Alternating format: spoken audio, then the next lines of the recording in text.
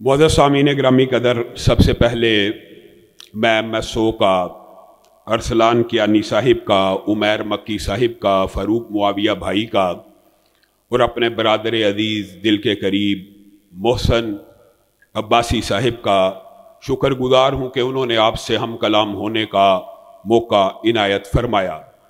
मुअज़्ज़ज़ सामीन ग्रामी कदर, आज की बज़म का जो उन्वान है शऊर ख़त्म नबूवत, बड़ा दुख होता है, बड़ा अफसोस होता है कि आज की नौजवान नस्ल को हमें ख़त्म नबूवत के हवाले से दलाइल देने पड़ते हैं। ख़त्म नबूवत जो इस्लाम का बुनियादी अकीदा है, अगर इसके ऊपर आप गौर करें तो कुरान पाक की इब्तदा में अल्लाह रब्बुल इज़्ज़त ने अभी कुरान पाक को शुरू किया है और सूरत बकरा की इब्तदा हुई है और मुत्तकियों की एक सिफत को बयान किया गया। आप तालिब इल्म में बात को समझ जाएंगे। मुत्तकियों की सिफात को बयान करते करते अल्लाह रब्बुल इज़्ज़त इरशाद फरमाते हैं, वल्लज़ीना युमिनूना बिमा उन्ज़िला इलैक वमा उन्ज़िला मिन क़ब्लिक वमा उन्ज़िला मिन। मुत्तकियों की एक सिफत है कि वो ईमान लेके आते हैं उस कुरान के ऊपर जो आपके ऊपर नादिल हुआ, उस वही के ऊपर जो आपके ऊपर नादिल हुई, और जो वही उससे। मुझे बताइए, अल्लाह रब्बुल इज़्ज़त ने मिन क़ब्लिक का जिक्र तो किया है, कुरान पाक के पूरे असलूब में मिन बादिक का जिक्र कहीं पे मौजूद है? अगर वही आने की गुंजाइश होती, जो इतनी अजीम बात है, मिन बादिक का जिक्र भी होता, लेकिन यहां पे अल्लाह रब्बुल इज़्ज़त ने समझाने की इंतहा कर दी। वल्लज़ीना युमिनूना बिमा उन्ज़िला इलैक वमा उन्ज़िला मिन क़ब्लिक के बाद क्या कहा? वबिल आखिरति हुम।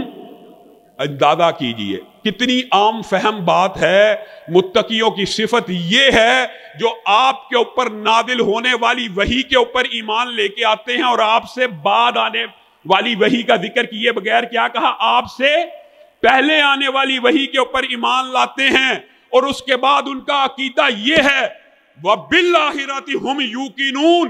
क़यामत तो आ सकती है, रसूलुल्लाह के बाद कोई नबी नहीं आ सकता। आप ईमानदारी से बतलाइए, जहां कहीं किसी नबी का कुरान पाक में तज़किरा आया, व मुबश्शिरम बिरसूलिन याती मिन बाद इस्मुहु अहमद, हज़रत ईसा के बारे में भी बात आई तो क्या कहा? उनके बाद अगर नबी आने की गुंजाइश थी तो उसका जिक्र कुरान में आया। नूह के बाद आया, आदम की ज़ुर्रियत में आया, इब्राहीम की दुआएं, मौजू तवील है, बात को सिर्फ इशारा करता हूं, तालिब इल्म बैठे में। जहां जहां भी बाद में नबूवत आने की गुंजाइश मौजूद थी वहां पे जिक्र हो गया। जहां पे नबूवत का दरवाजा बंद हो गया तो अल्लाह रब्बुल इज़्ज़त ने भी इंतहा कर दी।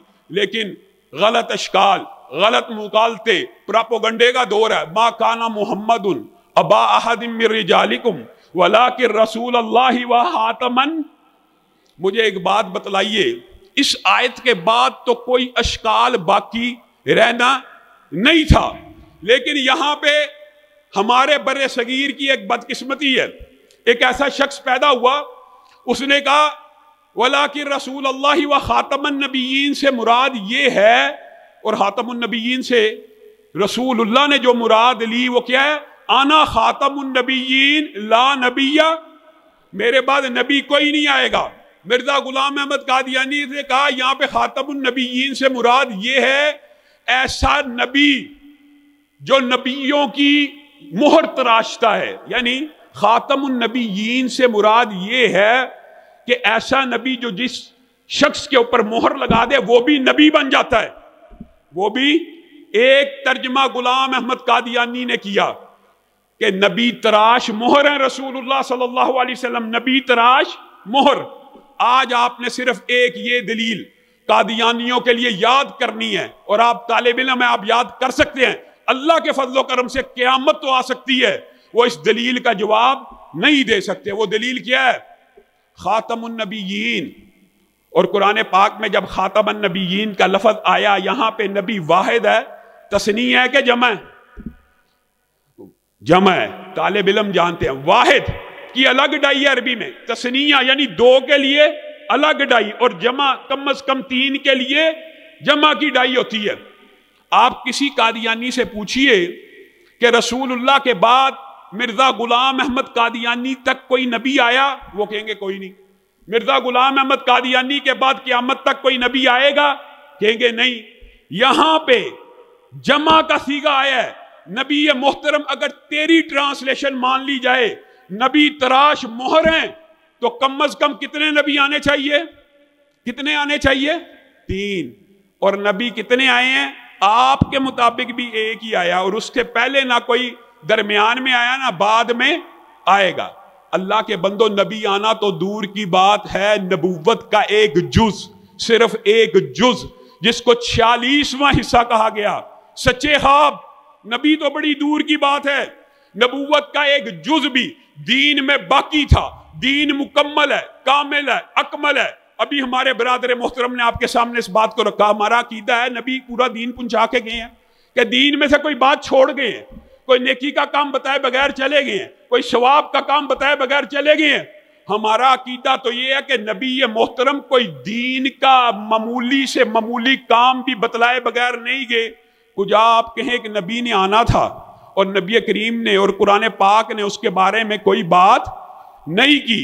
نبوت کا 46واں حصہ سچے خواب ہیں۔ رسول اللہ صلی اللہ علیہ وسلم وہ بھی بتلا کے گئے ہیں کہ ایک حصہ نبوت کا اس زمین کی پشت کے اوپر باقی رہے گا، وہ کیا ہوں گے؟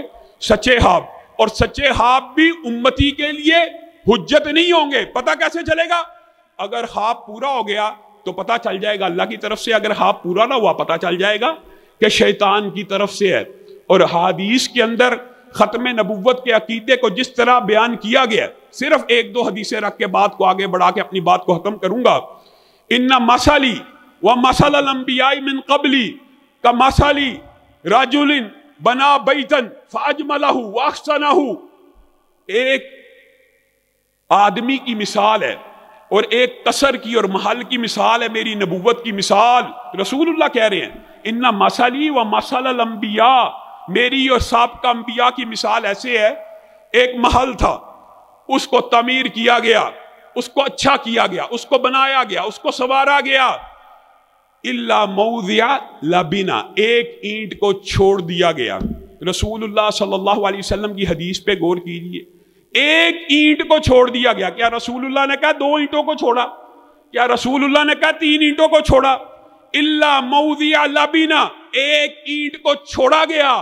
فجئت انا واتممت تلک اللبنا، پس میں محمد صلی اللہ علیہ وسلم آ گیا اور اس قصر نبوت کے اندر آخری اینٹ کو فٹ کر دیا گیا۔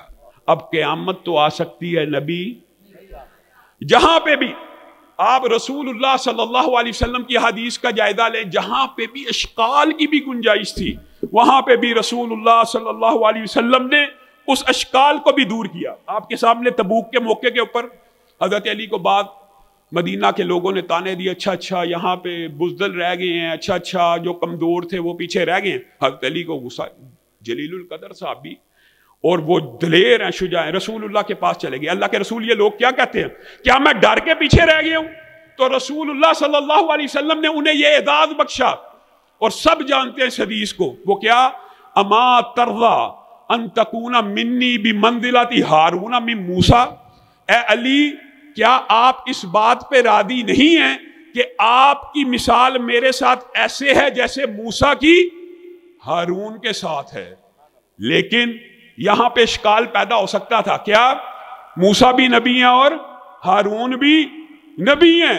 ساتھ ہی جملہ کہا الا انہ لا نبی بعدی۔ علی ایک بات یاد رکھی، تیری میری نسبت تو موسیٰ اور ہارون کی ہے، لیکن میرے بعد نبی کوئی نہیں آئے گا۔ یہاں پہ ہمارے ایک گروہ ہے جو اس حدیث کو بنیاد بنا کے بات آئی ہے ضمنی طور پہ، تو یہ بھی ہمارا نصاب ہونا چاہیے۔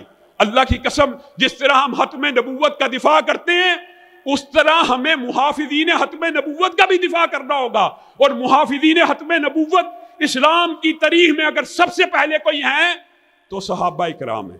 یہ تسبیح، یہ نعرہ، اس حال سے یہاں سے بھی یہ پیغام جانا چاہیے کہ اہل سنت کا یہ متفقہ عقیدہ ہے کہ ہر صحابی رسول جنتی ہے، ہر صحابی رسول جنتی ہے، اور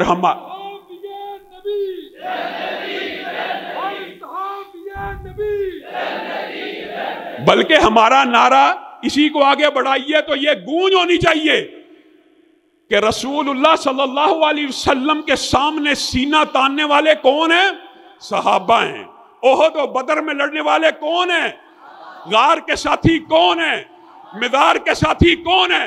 तो फिर ये गूंज होनी चाहिए, सहाबा सहाबा सहाबा सहाबा सहाबा सहाबा। ये मुहाफिज़ीन खत्म नबूवत है। जिस तरह खत्म नबूवत का दिफा आपका और मेरा अकीदा है, इसी तरह ये भी हमारा अकीदा है कि मुहाफिज़ीन खत्म नबूवत के ऊपर भी अगर कोई आंच आएगी हम उसको भी गवारा नहीं करेंगे। सिर्फ आखिर में चंद बातें दुख की हैं, अफसोस की हैं। जिन लोगों ने रसूलुल्लाह के बाद नबूवत का दावा किया, किसी मौलवी ने उन्हें दज्जाल और कज़्ज़ाब कह के रसूलुल्लाह ने कहा। ये आप बड़ी सख्त बातें करते हैं। मैं यूनिवर्सिटियों में जाता हूँ कई दफ़ा लेक्चर देने, अल्लामा साहब कादियानियों के बारे में आपका मौक़िफ़ बड़ा सख्त है। आप दज्जाल कहते हैं, आप उन्हें कज़्ज़ाब कहते हैं, आप उन्हें खबीस कहते हैं। मैं कहता हूँ अल्लाह के बंदे ये किसी मौलवी का फतवा नहीं है। रसूलुल्लाह सल्लल्लाहु अलैहि वसल्लम रहमतुल लिल आलमीन है और सबसे नरम मिजाज हैं और सबसे नरम गुफ्तार हैं। उन्होंने कहा मेरे बाद जो भी आके नबूवत का दावा करेगा वो दज्जाल तो हो सकता है, कज़्ज़ाब तो हो सकता है, नबी ये रसूलुल्लाह ने कहा कि हमने कहा।